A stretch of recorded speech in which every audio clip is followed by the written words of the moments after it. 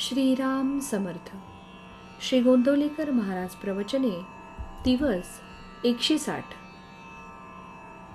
विषयाकडचा ओढा भगवंताकडे लावावा.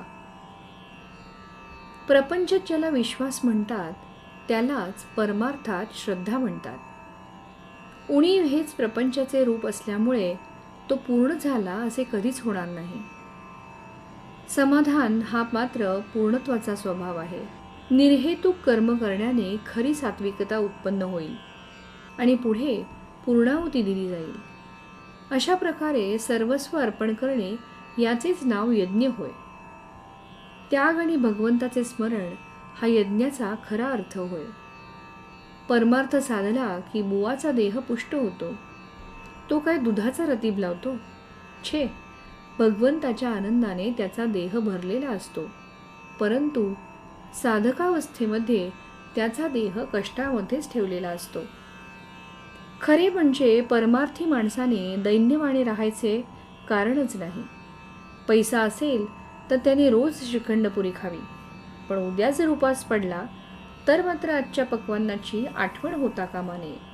सर्वात गृहस्थाश्रम श्रेष्ठ सांगितला आहे. ज्याला हित करून घ्यायचे आहे त्याला गृहस्थाश्रमासारखा आश्रम नाही. पण लग्न करून सर्व काळ विषयात घालवू लागलो आणि प्रपंचाची कर्तव्ये करायची राहिली तर मग लग्न करून काय साधले?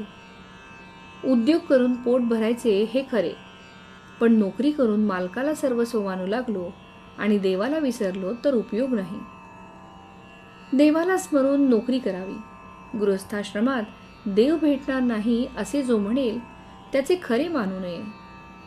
देव भेटेल याची खात्री बाळगावी. आपला भार सर्वस्वी भगवंतावर टाकावा. संकट आनंद दोन्ही भगवंताला सांगावी. ज्या स्थितीत भगवंताने ठेवले आहे त्या स्थितीत समाधान मानावे. अर्पण बुद्धीने सर्व कामे करावी. ज्यात माझे मन मला खात नाही ते काम चांगले असे समजावे.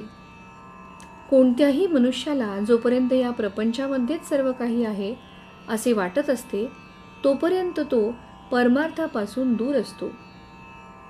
वाईट लोक समाधानात दिसतात, पण खरे ते तसे नसतात. वाईट कृत्य करणाऱ्याला कधी ना कधीतरी पश्चाताप झाल्या वाचून राहत नाही. एखादी बाई आपल्या सावत्र मुलाला ज्याप्रमाणे खायला प्यायला घालते पण आतून तिचे त्याच्यावर प्रेम नसते, त्याप्रमाणे आपण परमार्थाला वागवतो. खरे म्हणजे आपले इथेच चुकते. आपला ओढा जो विषयाकडे आहे तो भगवंताकडे लावला की परमार्थ साधला. ज्याने विषयातले सुख भगवंताकडे लावले म्हणजे भगवंताच्या स्मरणात ज्याला सुखासमाधानाचा लाभ झाला त्याचे जन्माला येऊन खरे कल्याण झाले. तात्पर्य: प्रपंचात जी आपली चिकाटी आहे तिच्या 1/4 चिकाटी जरी भगवंतासाठी आपण धरली तरी आपले काम भागेल. श्रीराम समर्थ.